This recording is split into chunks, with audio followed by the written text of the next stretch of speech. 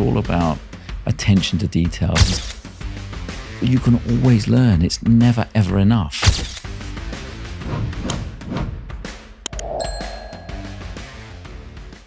You talked about your kind of obsessive focus on the details, even looking at a very young age, looking at these cassettes and seeing what boots they were wearing. That obsession as well, that obsession on the smallest of details, how has that played a role in everything that happened throughout the next couple of decades of your life? I think it's just a question of leaving no stone unturned, just always pursuing all the incremental areas, because they all add up, and it's all about attention to details. And sometimes it's the smallest things that can make the largest of difference. And you collectively add all of those elements together, and they add up at the end of the day. So, particularly in the business that I'm operating in Formula One, it is all about the detail. It is all about leaving no stone unturned, about pushing the boundaries, about extracting every ounce of performance out of these amazing machines, which ultimately it's the people that drive that. And so it's therefore creating a culture that empowers that essence of it never being enough, always striving to achieve more, and then it's almost the fear of failure that drives you on, because once you've sampled and you've tasted success, it becomes addictive like a drug, and you just want to experience it again, and have that winning feeling. It's interesting. So let's start with the culture piece then with the team. So you said it's about creating that culture, a culture where every detail matters. In a practical way, there'll be loads of people listening to this podcast now that are building projects or businesses, or they might have a dance class, whatever they're doing. How do they practically make those around them really appreciate the small stuff? Well, I think you have to lead by example. And I think that, it's all about,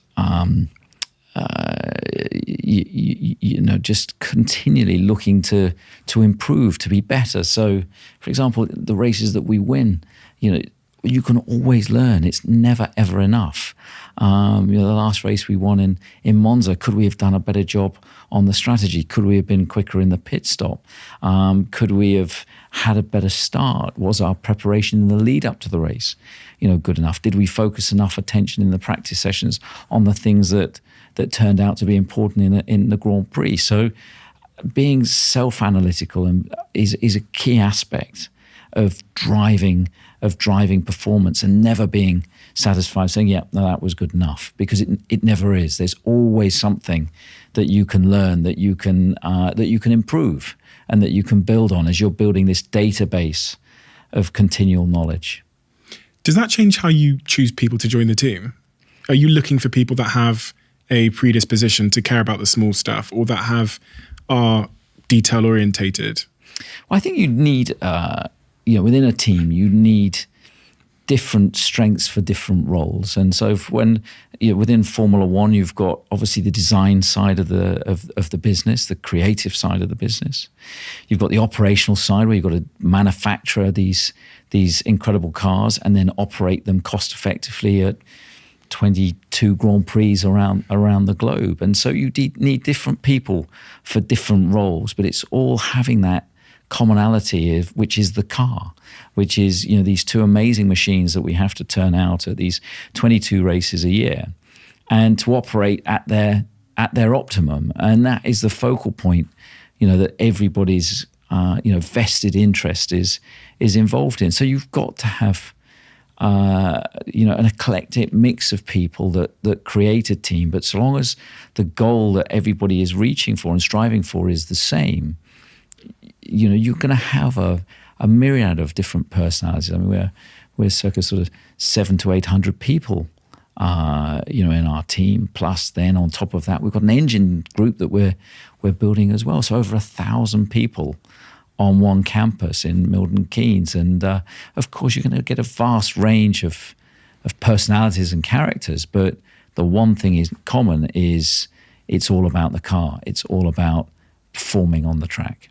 How does one is that 22 different departments as well? Yeah. So it's 22 different departments across the business. And for me, it's about getting the right people in the right roles and empowering them to do their job, so that they've got clear, objectives, clear targets that they're shooting for, and then backing them. So I see a lot of my role is to ensure that they've got the support around them, they've got the tools around them, that they're defended when they need defending, and that they're guided when they need when they need guidance. And I think that there's no point. I'm not an aerodynamicist or an engine engineer, or I don't have any formal qualifications bar a couple of A-levels. So I'm not a specialist in any one area. So my role is to ensure that I'm putting the right people in the right roles and getting them collectively to work together. I feel like that is the ultimate goal of business. It's funny because as entrepreneurs, sometimes we think that we should be good at everything, or that we should know how to do every job better than the person within that team. But what you said there, I think, was very, very, very true, in the sense of it's finding the right people and binding them with a culture that gets the best out of them, which is not an easy thing to do. It's not, because there's a lot of pride. People have egos as well. But I think it's accepting where your strengths and where your weaknesses are. And I think that not everybody can be a phenomenal aerodynamicist or a engine engineer or a chassis designer or a number one mechanic, and it's a matter of identifying the right people for the right roles and empowering them to get on their job. There's no point me employing Adrian Newey as probably the best aerodynamicist in the history of the sport, and then telling him how to do his job, or telling Max Verstappen how to drive a car. You can point out things that you're seeing, and you can offer some guidance, but in terms of, it's down to them in their specialist areas to operate, and you try and give them the right tools and the right environment that enables them to flourish and succeed.